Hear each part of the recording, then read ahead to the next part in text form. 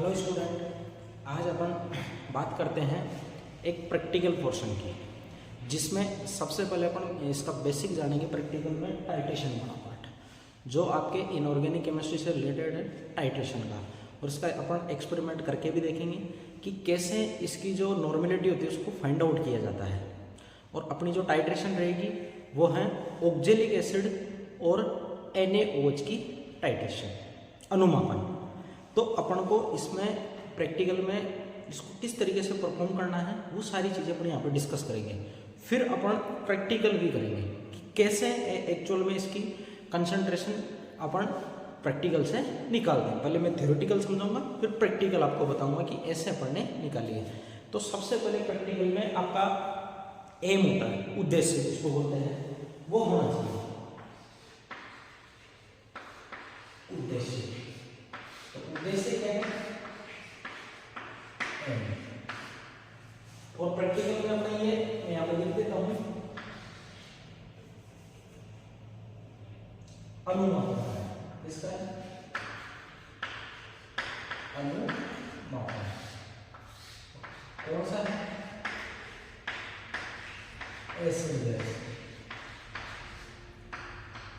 तो एम में सबसे पहले अपन क्या देखेंगे? एम में जो अपन को आइडेंटिफाई करना है उसके बारे में लिखा जाता है। मैं लिख देता हूं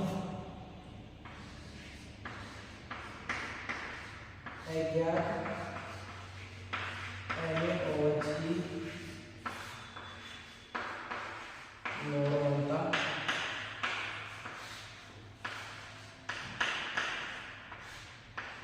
ज्ञात करना, अज्ञात NaOH की नॉर्मलता ज्ञात करना।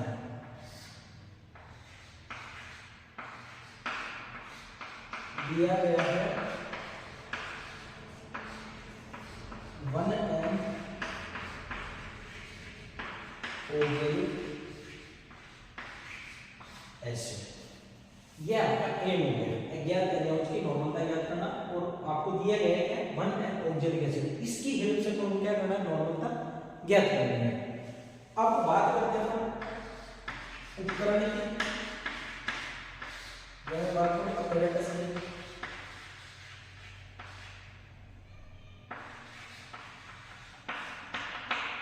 उपकरण यानी ये जो प्रैक्टिकल अपन परफॉर्म कर रहे हैं इसमें कौन कौन से अपन को अपैरेटस या उपकरण की आवश्यकता होती है वो लिखने होते हैं। देखिए यहाँ पे अपन को एक चाहिए क्या? ब्यूरेट, एक चाहिए अपन को pipette, conical flask, conical flask. मैं आपको यहाँ पे इन सब की से दिखाऊंगा कि एक्चुअल में इनकी जो स्ट्रक्चर होती है कैसे होती है और किसको अपन क्या बोलते हैं, वो अपन प्रैक्टिकल में भी निकालेंगे। कोनिकल फ्लास्क, कोनिकल फ्लास्क के बाद में आता है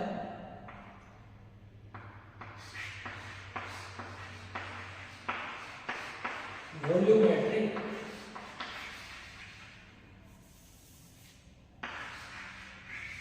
फ्लास्क। फिर आते हैं अपने पास वॉश बॉटल की, जिसको फनल बोलते हैं, ब्यूरेट स्टैंड एटसेट्रा। ये सारे के सारे उपकरण इसमें काम में आते हैं।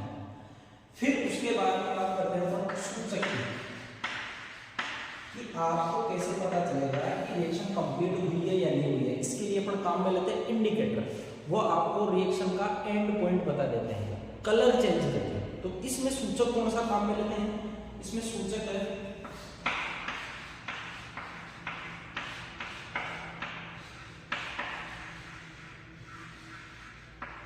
फिनोल्फथालीन। इसमें सूचक कौन सा है? फिनोल्फथालीन। ये क्षारीय धातु में कलर चेंज करता है, क्षारीय मार्बल में रंग परिवर्तित कर देता है और रंग भी कौन सा परिवर्तित करता है? देखिए ये रंगहीन से क्या हो जाता है? गुलाबी। ये रंगहीन से क्या हो जाता है? गुलाबी हो जाता है। तो सबसे पहले प्रैक्टिकल में आपका उद्देश्य है इसमें अज्ञात एलिमेंट्स की नॉर्मल तैयार करना, दूसरा उपकरण है जिसमें पढ़ने सारे लिख लिए जो अपने इसमें काम में आते हैं, तीसरा है सूचक। सूचक कौन सा? फिनोप्टेरिक जो क्षारीय माध्यम में रंग परिवर्तित करता है। अब बात करते हैं अपन इसके सिद्धांत की।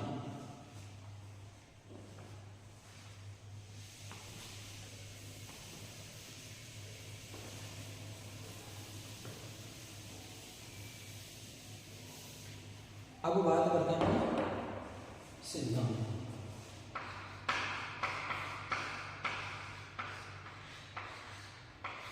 सिद्धांत प्रिंसिपल। तो देखिए स्टूडेंट, सिद्धांत में जनरली अपन उस चीज को डिस्कस करते हैं जिसका अपन इस प्रैक्टिकल में परफॉर्मेंस दिखा रहे हैं, जिस चीज का भी। यहाँ पर अपन बात किसकी कर रहे हैं? कंसंट्रेशन की। कंसंट्रेशन किससे निकालेंगे? Using non solution. नॉन कौन सा है? अपने पास ऑक्जेलिक एसिड है। तो ऑक्जेलिक एसिड का अपन को नॉर्मेलिटी वॉल्यूम पता रहता है, उसकी हेल्प से अपन किसका निकालेंगे? NaOH का। तो इसके लिए आपने क्लास में पढ़ा होगा एक इक्वेशन होती है तनुता समीकरण, डाइल्यूशन इक्वेशन। तनुता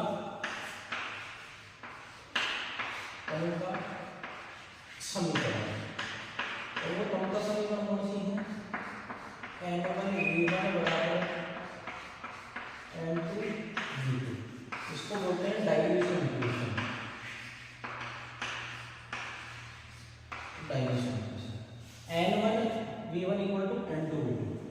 ये इधर वाला जो पार्ट है ये अपन नोन के लिए रखते हैं, यानी ज्ञात रहता है, और इधर वाला जो पार्ट है ये रहता है अननोन,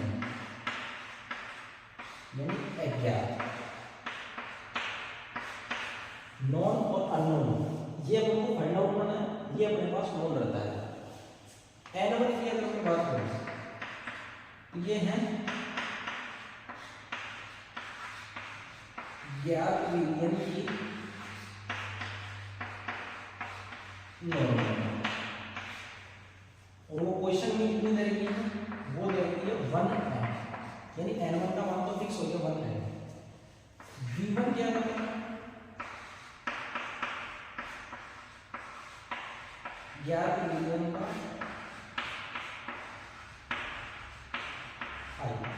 वो कितना होता है? वो अपन यहाँ पे 10 ml लेते हैं। अभी मैं आपको परफॉर्म करके दिखाऊंगा। 10 ml के सैंपल लेके करके, ये 20 ml भी लिया जाता है, लेकिन अपन यहाँ पे 10 ml से लेंगे। दोनोसे हमसे सेम आता है, कोई चेंज नहीं होता है। उसके बाद N2 क्या है? अज्ञात विलयन की नॉर्मल, और V2 क्या है? अज्ञात विलयन का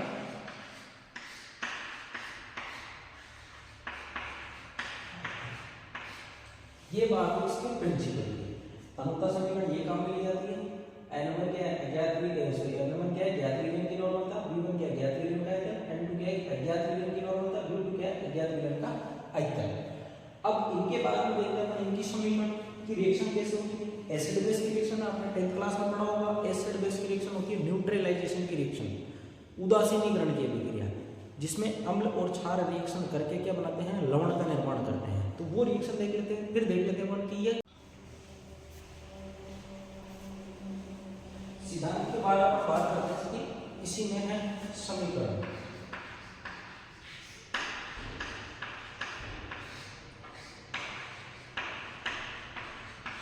रिएक्शन अभिक्रिया बोल लो आप, चाहे समीकरण बोल लो।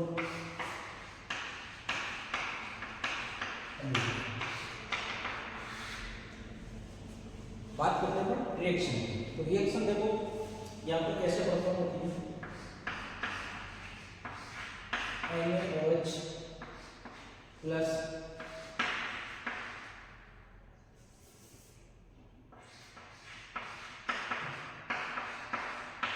COH, इसको बोलते हैं ऑक्जेलिक एसिड, और ये है अपने पास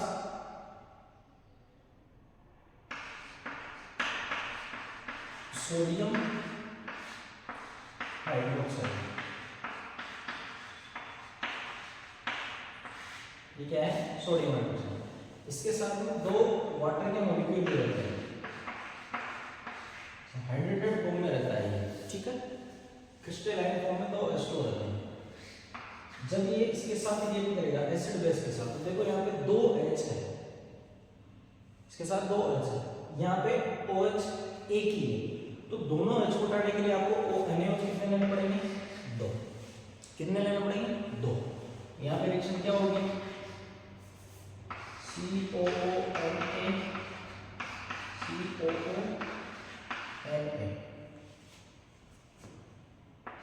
प्लस यहां से निकलेंगे वाटर के मॉलिक्यूल 2H2, ये बना ऑक्जिलेट साल्ट। ये क्या बना? Oxalate salt. जब ये रिएक्शन कंप्लीट हो जाएगी, उसके बाद अपन को पता कैसे चलेगा कि एक्चुअल में कंप्लीट हुई है? तो ये पता अपन को चलता है इंडिकेटर से। ये रिएक्शन होगी, इंडिकेटर सिर्फ और सिर्फ काम करता है बेसिक मीडियम में। जब आप NaOH डालते जाओगे, जैसे आपने सपोज बोलिए 10 ml लिया है, तो ये 10 ml तक आएगा। 10 ml तक जब ये आ जाएगा, तो उसके बाद जैसे ही 10 से ज्यादा होगा, जैसे 11 ml पे चला गया, तो NaOH की सांद्रता बढ़ेगी। NaOH की जैसे ही सांद्रता बढ़ेगी, वो उस इंडिकेटर के साथ रिएक्ट करना स्टार्ट कर देता है। तो इंडिकेटर के साथ कैसी रिएक्शन होती है उसको भी देख लेते हैं। इसकी जनरल रिएक्शन होती है। बात करते हैं इंडिकेटर की रिएक्शन की।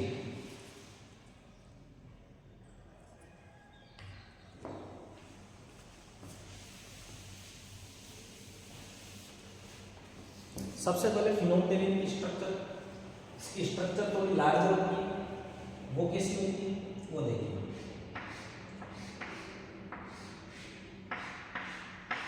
ये बेंजीन रिंग है,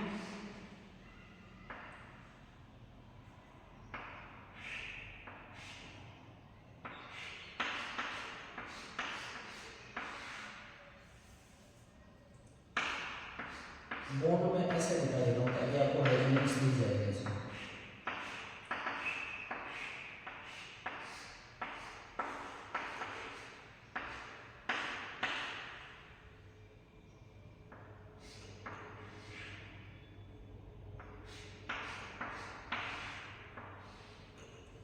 ये होती है फिनोल्फथालीन की स्ट्रक्चर।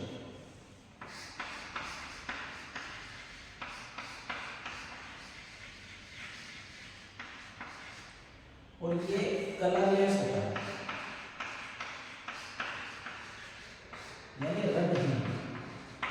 तब जब आप इसको नॉर्मली ले रहे हो, इसमें आपने बेस नहीं डाला, तब की बात कर रहा हूँ, ये रंगीन होता है।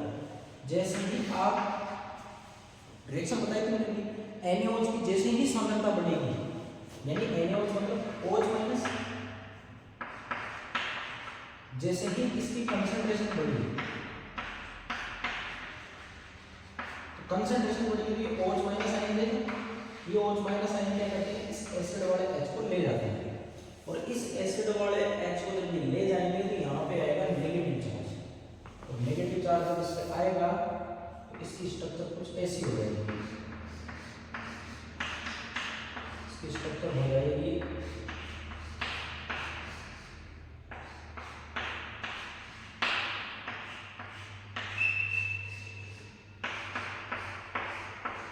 मैंने सिर्फ अभी एक ही उसको भेजा है H को,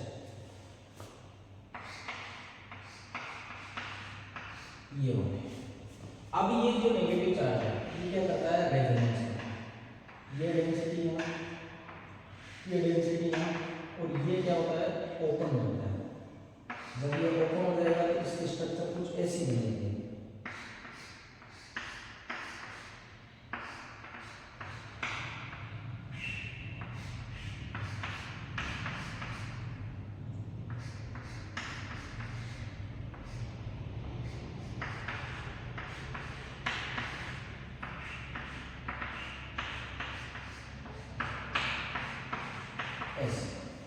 रेजोनेंस जितना ज़्यादा होगा, ध्यान से सुना, रेजोनेंस जितना ज़्यादा होगा, इनका जो एनर्जी गैप होता है इनके जो ऑर्बिटल का, वो विजिबल रेंज में चला जाता है। यानी जितना ज़्यादा रेजोनेंस होगा, विजिबल रेंज जो होगी अपनी, जैसे 400 नैनोमीटर से 700 नैनोमीटर के बीच में अपन उसकी बात करते हैं, 400 से 700 नैनोमीटर की रेंज में ये आ जाता है।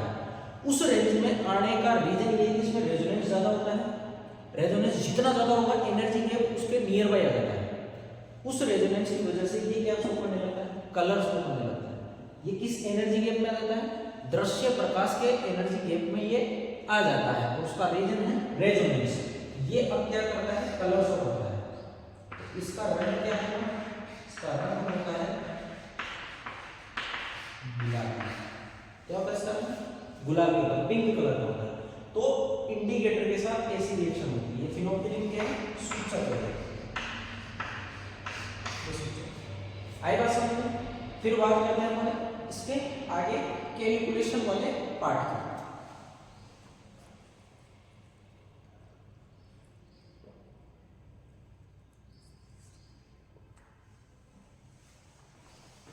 बात करते हैं अपन गणना की।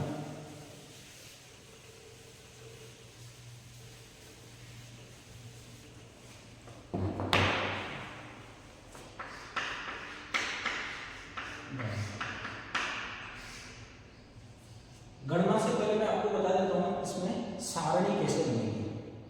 इसमें सारणी कैसे बनेगी, तो सारणी के लिए या मैं सबसे पहले हेडिंग ही डाल देता हूँ सारणी, ठीक है। उसके बाद में ही अपन कैलकुलेशन करेंगे। सारणी या टेबल कैसे बनाएंगे,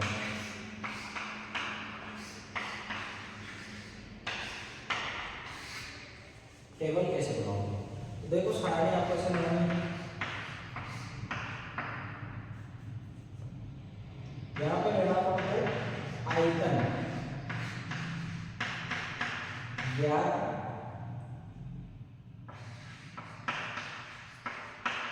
औद्योगिक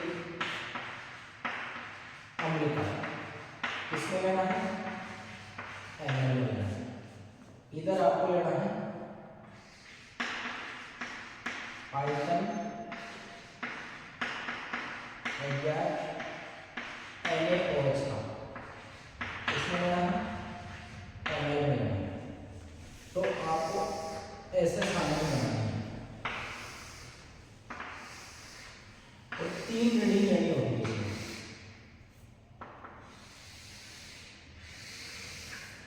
तो कितने रीडिंग लेनी होगी, 3।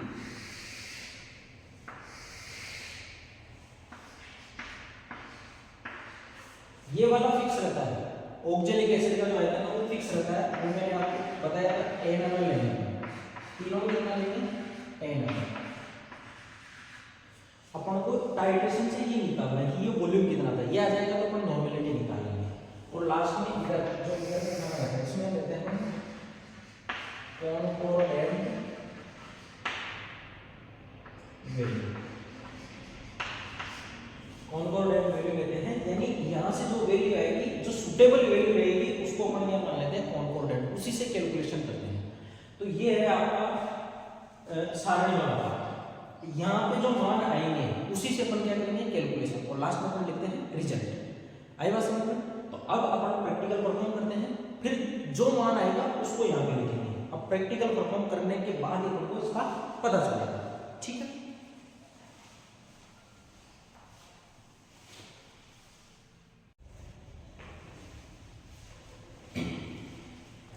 अब बात करते हैं अपन कैलकुलेशन वाले पार्ट में, जिसमें सारणी अपन को बनानी है। जब तक सारणी नहीं बनेगी तब तक हमारे पास ये अपन इसकी कैलकुलेशन नहीं कर सकते। तो उसके लिए अपन को प्रैक्टिकल परफॉर्म करना पड़ेगा। मैंने यहाँ पे ये जो ली है, ये लंबी सी परत ली, इसको ब्यूरेट बोलते हैं। क्या बोलते हैं इसको, ब्यूरेट। और इसमें अपन जो अननोन सॉल्यूशन होता है, अज्ञात विलयन, उसको इसमें फिल करते हैं। तो ये 50 ml की है, मैंने यहाँ तक इसमें NaOH भर रखा है, जिसकी अपन को सांद्रता ज्ञात करनी है। आई बात समझ में? और ये है ब्यूरेट, सॉरी इसको क्या बोलते हैं, पीपेट बोलते हैं इसको। ये 10 ml की है, इसको बोलते हैं पीपेट। और इसको अपन यूज में लेते हैं जो भी आपको इसमें जैसे मैंने बोला ना कि ऑक्जेलिक एसिड में आपको 10 ml चाहिए, तो 10 ml आप किससे मेजर करोगे? इस पीपेट से मेजर करोगे, ठीक है। उसके बाद ये है कोनिकल फ्लास्क। क्या ये? Conical flask. इससे जो 10 ml ऑक्जेलिक एसिड को मैं लेऊंगा उसको डायरेक्ट में किस में डालूंगा? इसमें डालूंगा, और फिर इससे अपन को टाइट्रेशन करवाना है। ये फिनोप्टेलिन इंडिकेटर, ये है इंडिकेटर। अभी इसमें कोई कलर नहीं है, देख लो आप, इसमें कोई कलर नहीं है। अभी आपको इसमें जब रिएक्शन कंप्लीट होगी तो आपको इसमें पिंक कलर दिखाई देगा।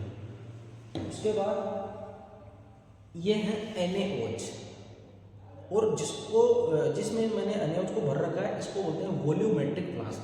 ये 100 ml का है। इसमें यहाँ पे मार्क रहता है, देखिए यहाँ पे मार्क रहता है, ये मार्क इसमें 100 ml का है। यहाँ तक आपको इसमें वाटर बना रहता है, इससे आप वॉल्यूम को मेजर करते हो, इसलिए इसको बोलते हैं वॉल्यूमेट्रिक फ्लास्क। तो आपकी ये चीज़ें काम में आती हैं।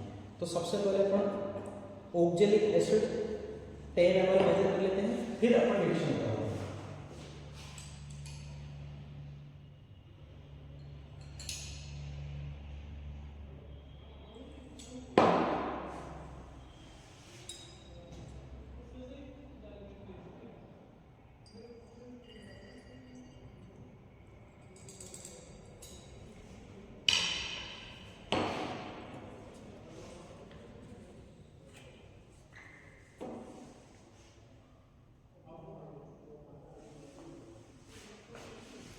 ये मैंने 10 ml ऑक्जेलिक एसिड ले लिया है, देखो 10 ml। अब मैं इसमें इंडिकेटर डाल रहा हूँ फिनोप्टेलिन, इसमें मैंने इंडिकेटर डाल दिया है। अब इंडिकेटर डालने के बाद अभी इसमें देखो कोई कलर नहीं है, आप खुद देख लो इसमें कलर नहीं है, कलर लेस है बिल्कुल। अब इसकी रिएक्शन करवाएंगे NaOH के साथ, जो है यहाँ पे इस यहाँ पे मैं अब इसकी रिएक्शन करवाता हूँ, इसको खोल देता हूँ। जितने वॉल्यूम पे ये रिएक्शन होगी वहाँ पे अपन को कलर चेंज दिख जाएगा इसमें, जितने पे होगी वहाँ पे रोक देना अपन।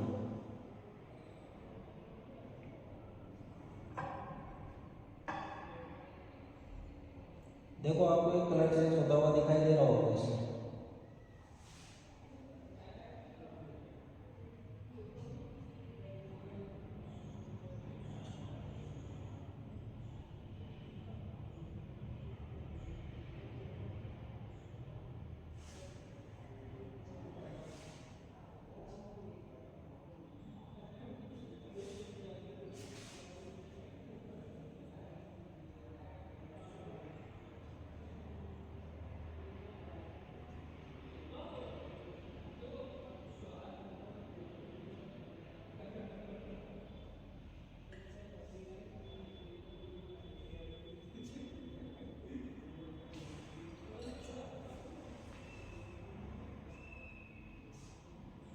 इसको धीरे धीरे सेट करते जाना है, और अब इसमें कलर आना स्टार्ट हो रहा है। तो लास्ट में आप ड्रॉप बाय ड्रॉप डाल सकते हो।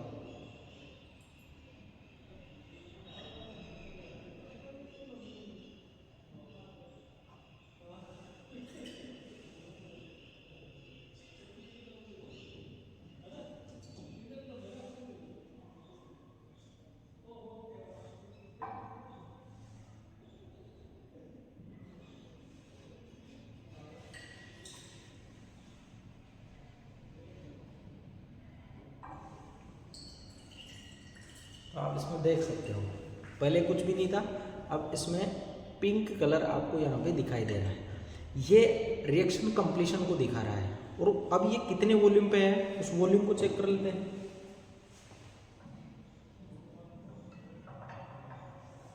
देखिए आप यहाँ पे जो वॉल्यूम है ये है 9.6 के आसपास। कितना है? 9.6। तो ये पहली रीडिंग आपकी, ये आपकी पहली रीडिंग है। तो पहली रीडिंग जो आई है वो कितने पे आएगी आपकी? पहली रीडिंग 9.6 कितने पे आएगी? 9.6 ml में। जो दूसरी और तीसरी रीडिंग भी आएगी वो इसके नियर बाई आएगी। आई बात समझ में? और एक और चीज़, ये जो कलर आया है, ये कलर ये कलर आप इसको चेक कैसे कर सकते हो, इसमें आप क्या करो, एक ड्रॉप ऑक्जेलिक एसिड की डाल दो, ये कलरलेस हो जाएगा ये। तो मैं आपको डाल के दिखा देता हूँ कि ये कलरलेस कैसे होता है, उससे आपको पता चल जाएगा।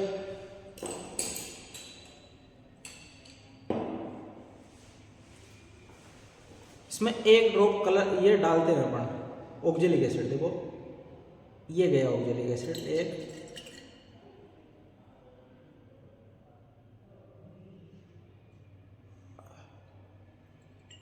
देखो कलर गायब हो गया इसका कलर गायब हो गया। इससे अपन को पता चल गया कि जो आपने एंड पॉइंट लिया था वो एग्जैक्ट सही है, बिल्कुल देखो कलरलेस हो गया ये, इससे पहले इसमें कलर आ रहा था। ठीक है, अब अपन इसकी आगे वाली रीडिंग लेते हैं।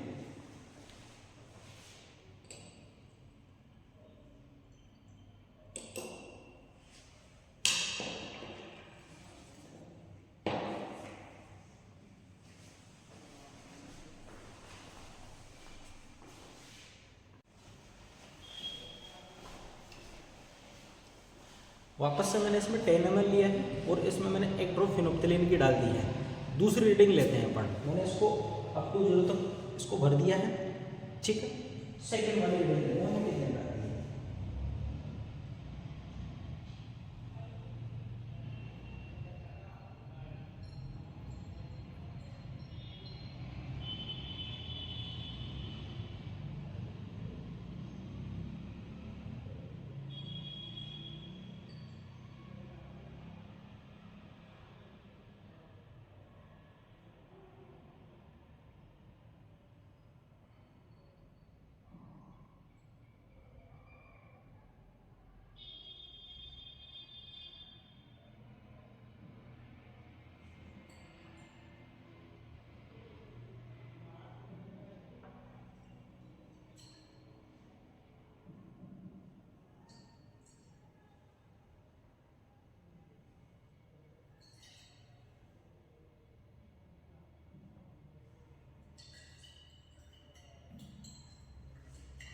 इसमें आप देख सकते हो, इसमें आपको कलर चेंज दिखाई दे रहा है।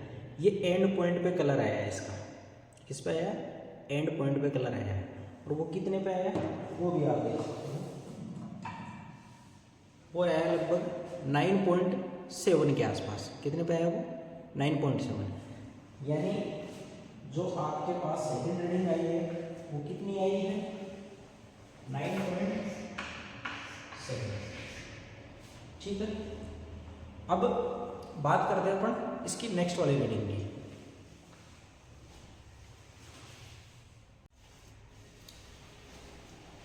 सेम वैसे ही मैंने इसकी थर्ड वाली रीडिंग भी ले ली है। थर्ड वाली रीडिंग कितनी आएगी, 9.7 ही आ रही थी।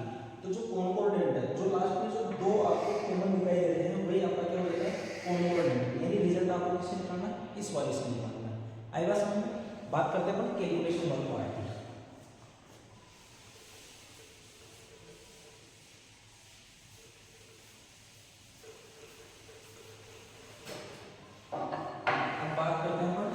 कैलकुलेशन वाले पार्ट की। तो गणना कैसे करोगे, N1 V1 बराबर N2 V2। आपको निकालना क्या है, N2। तो ये कैसे निकालोगे, N1 V1 upon V2। N1 का मान आपको पता है क्योंकि नॉन है, 1 नॉर्मलिटी है। वॉल्यूम कितना ले लेते हो oxalic acid, 10 ml divided by V2 कितना, वॉल्यूम जो भी सारणी में मैंने बताया था कॉम्पोनेंट वॉल्यूम कितना लिखा, 9.7। तो N2 का जो मान होगा आपका वो कितना आ रहा है, 10 डिवाइडेड बाय 9.7। इसको आप सॉल्व आउट करोगे, 100 डिवाइडेड बाय 97। तो जब इसका इसमें डिवाइडेशन दोगे आप 1.03 एम के आसपास, ये आपकी नॉर्मलिटी है एग्जैक्ट 1.03। और ये जो नॉर्मलिटी आई है आपकी किसकी आई, NaOH की। तो आपने अननोन या अज्ञात NaOH विलेन की नॉर्मलिटी निकाली है, किसकी हेल्प से, ज्ञात की हेल्प से। लास्ट में क्या लिखा आपको, परिणाम या रिजल्ट। क्या होगा, दिए गए अज्ञात होगा 1.03 एम और सबसे एंड में क्या लिखना है आपको, सावधानी। क्या लिखना है, सावधानी। सावधानी आप यहाँ पे ऐड करेंगे। सावधानी क्या होगी, इनके रिगार्डिंग आपको डिस्टिल वाटर काम में लेना है, टेप वाटर काम में नहीं लेना है। ब्यूरेट स्टैंड का जब भी आप पाठ्य में नोट करोगे, इसकी रीडिंग नोट करोगे, तो ये जो इसकी रीडिंग है ना आपके आईज के जस्ट सामने होनी चाहिए, ताकि आप एग्जैक्ट उसको देख सको। अगर आप ऊपर से देखोगे, बिल्कुल नीचे से देखोगे ऐसे, तो आपको रीडिंग सही से नोट डाउन नहीं हो पाएगी। ठीक है, ग्लास क्लियर प्रॉपरली धोए हुए होने चाहिए। कौन से वाटर से, डिस्टिल वाटर से। आएगा समझ में। और आप ऑक्जेलिक एसिड का सॉल्यूशन बनाओगे तो उसके लिए जो आप वेइंग मशीन से उसको मेजर करोगे तो वो भी एग्जैक्ट होना चाहिए। ये कुछ इसकी प्रिकॉशन से सावधानियां है। आएगा समझ में। और एक और बात, जो गणना करनी होती है, ये आपको जहां सारणी बनी हुई है उसके जस्ट ऑपोजिट साइड में व्हाइट पेज होता है, उस पर करनी होती है। इससे व्हाइट पेज वो भी कहाँ, सारणी के सामने व्हाइट पेज पे करनी होती है, व्हाइट पेज पे, वो भी कहाँ पे, सारणी के सामने, सारणी के सामने। ठीक है, तो ये प्रैक्टिकल का एक अनुमापन का, टाइट्रेशन का। ठीक है, ऐसे ही प्रैक्टिकल और आपको अगर जानने हो तो आप चैनल को सब्सक्राइब कीजिए, लाइक कीजिए। आपको ऐसे वीडियोज उसमें देखने को मिलेंगे। अपन फिर एक प्रैक्टिकल और लेके आएंगे जो है KM104 की टाइट्रेशन का। ऐसे ही कुछ और प्रैक्टिकल हैं जिनको भी अपन यहाँ पे परफॉर्म करेंगे। ठीक है, धन्यवाद।